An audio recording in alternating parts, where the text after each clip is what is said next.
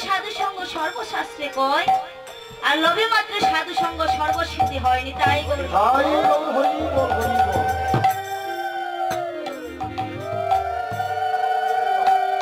আমরা হচ্ছে কলিহত জীব। এই যে আমরা কলির জীব, আমাদের এই কলি যুগে নাম আমরা প্রতি স্থানে স্থানে নাম যজ্ঞ হচ্ছে, কীর্তন হচ্ছে, কিন্তু আমাদের কলির জীবের মধ্যে কিন্তু নাম প্রবেশ করতে পারছে না। কেন পারছে না? এটা তো হচ্ছে কলিযুগ। যখন আমরা মাতৃগর্ভে ছিলাম,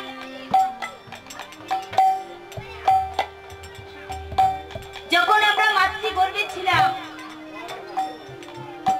অন্ধকারে কারাগারে বসে মায়ের গর্ভজ্বালা সহ্য না করতে পেরে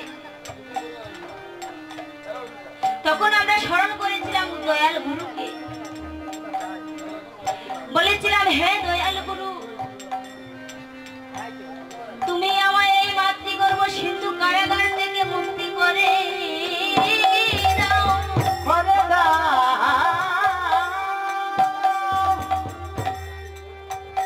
আমি যে আর এই অন্ধকার ঘরে থাকতে পারছি না।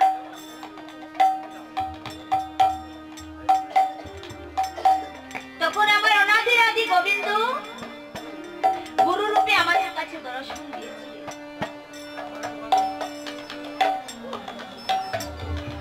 বলেছিলেন, হে জীব, তুমি তো আমার কাছে কাকুতি মিনতি করে বলছো তোমায় এই অন্ধকার কারাগার থেকে আমি মুক্ত করে দেব। এখন তো তুমি আমায় স্মরণ করছো, কিন্তু তুমি যখন এই জগতে চলে যাবে, ওই মায়ার জগতে গিয়ে তো তুমি আমার নামটাও নেবে না। তখন তো তুমি আমাকে ভুলে যাবে। সেই দিন আমরা গরুর চরণে কি বলে এসেছিলাম?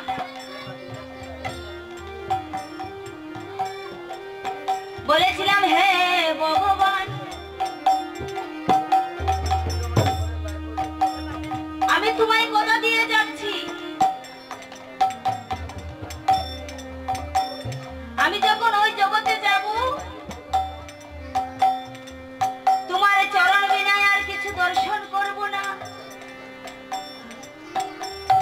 তোমার সেবা না দিয়ে নিজে সেবা করব না। কিন্তু ওমা, আমরা এই জগতে এসে কি তার কথা রাখতে পেরেছি? গোবিন্দের কাছে যে কথা দিয়ে এসেছিলাম,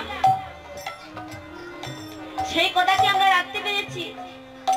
পারি নাই। কেন পারি নাই? যখন মায়ের গর্ভ থেকে ভূমিষ্ঠ হয়ে এই মায়ার জগতে আমরা এসেছি, তখন দুটি নয়ন খুলে দেখতে পেরেছি ভাই, বন্ধু, মাতা, পিতা।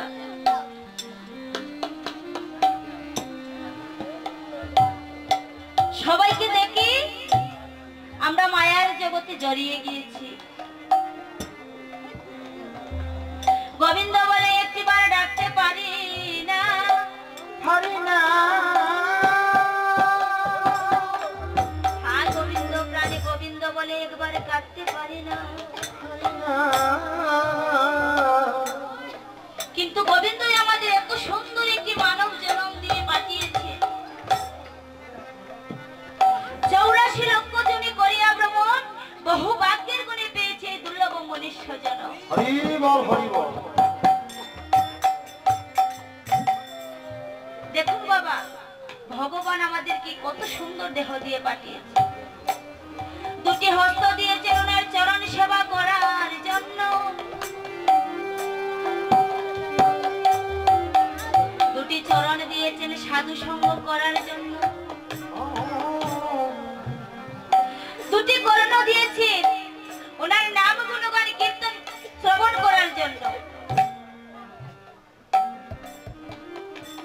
দুটি নয়ন দিয়েছেন ওনার যুগল রূপ দর্শন করিবার জন্য।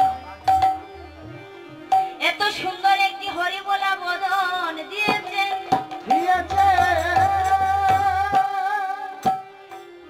এত সুন্দর একটি হরিবোলা বদন দিয়েছেন আমাদের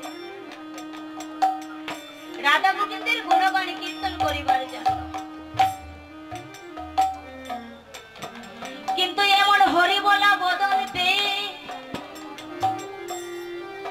আমরা একটিবার হা গোবিন্দ প্রাণী গোবিন্দ বলে ডাকতে পারি না।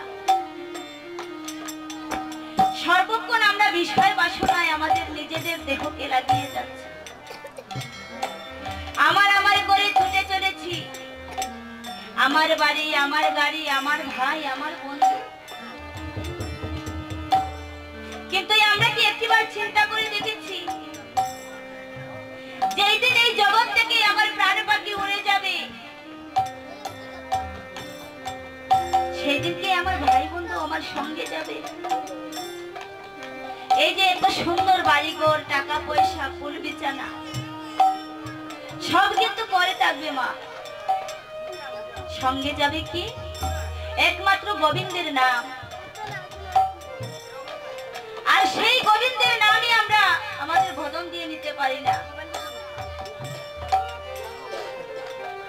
আর যখন একটি বারের মতো সুযোগ পেয়েছি, সবাই আমরা একত্রিত হয়েছি, আমরা সবাই মিলে রাধা গোবিন্দের গুণগান কীর্তন করব। ও বাবা, আমি কিন্তু একা কীর্তন করতে জানি না, আমি একা কীর্তন করার মতোই আমার কোনো ক্ষমতা নেই। এই স্থানে আমরা সবাই মিলিত হয়ে একত্রে কীর্তন করব, হাতে তালি বাজিয়ে। হরি বল, হরি বল। তাই প্রথমে আমরা সবাই শিবা সঙ্গনের একটি গান করব, সবাই হাতে তালি বাজিয়ে। আরে আই বাই দেখে যা, হরি বল, হরি বল। আরে সোনার নদিয়া আই রে, আই রে বাই দেখে যা, সোনার নদিয়া আই রে। আরে হায় ভাই দেখে যা, সোনার নদিয়া রে, হায় ভাই দেখে যা, সোনার নদিয়া রে। আরে আই বাই দেখে যাই, সোনার নদিয়া রে, আই বাই দেখে যাই, সোনার